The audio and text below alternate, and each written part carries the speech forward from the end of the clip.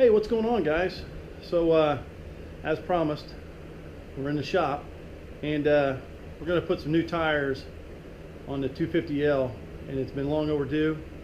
Everybody knows it's got a 250L. These stock tires are horrible. You can't get any traction when you go off-road. You're slipping and sliding. As you see in a couple of my other videos, I dump it a lot. So anyway, what we have went to is what they call Moto Z Tractionator Desert HT. And as you can see, that is a big difference between the old and the new. These have got some really deep lugs on them. The reason I'm going to these, I've done a lot of searching on the internet, reading your guys' comments on things and reviews, and these seem like that they're going to be about the best tire that money can buy for enduros. So what this is the original 250L. It's a 120 80 18, and these motos, what I'm going to have to go to is a 110 100 18. The front stays the same. Here's a picture of the front so you can tell the tread difference on these. The tire size on the front stays the same, and it is a 90 100 by 21. And the original size on here, which is a metric type, is a 3.00-21. I'm not going to bore you guys with the install of this thing. There's hundreds of videos out there on how to change a motorcycle tire. So, I'd just be wasting your time. So we're going to mount these things up and we'll do a review of them, and I think I'm really going to be impressed. From what everybody else has said, they love them. Woodsman down in Missouri, he put them on his 250L before he sold it, and from what I understand, I'm waiting on the video to come out, but he got a set for his Africa Twin. They're Venture type tires from Moto Z, and they're a Tractionator. While we're here though, I did get some more stuff this week, and we're going to go over it real quick. So the first thing I got was a ram mount, and this is it. So this is to hold my cell phone, so it just kind of grips in there, and that way, I don't know if I can do this, but it holds it in there tight, guys. It's not going to go anywhere. You can move it anywhere. I don't know if you know a lot about ram mount, but this is all it is. It's just a ball and socket joint.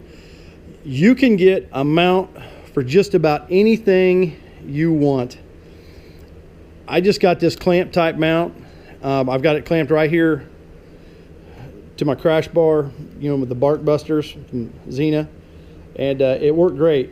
When I ordered this, what I did is I ordered another base, and I put it on the 570. So now when I go out there, I can do the same thing, and same deal. That's what the ball looks like, and you see a little bit better. It just clamps around. It was an easy install. I've only went out riding once with this thing so far, and it holds the cell phone. If you're afraid of it falling off, they've got this little tether right here, and what this does is it wraps around the the corners of your cell phone, holds it in place. So I'm really looking forward to having that. Like you guys all know, you're out riding, you got your cell phone in your pocket, people trying to get a hold of you. Until you stop and look at your phone, you don't know if you got a phone call or not. With this, it's right there in front of you. You can see if you've got a Bluetooth headset, you'd be able to answer your calls through your phone and all that.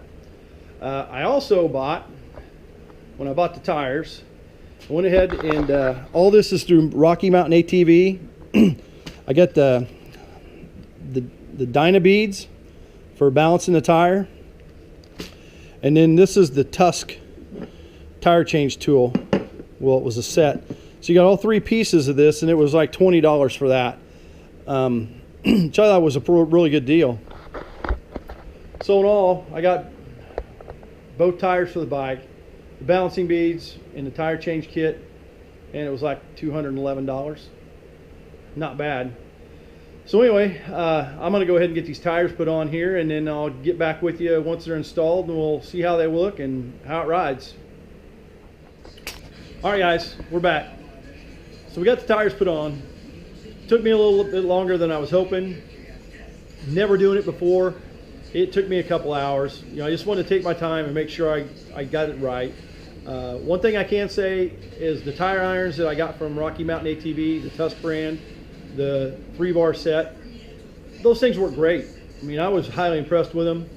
So definitely, if you're looking for some tire irons, you don't want to spend a lot of money, 20 bucks, Rocky Mountain ATV, you can't go wrong.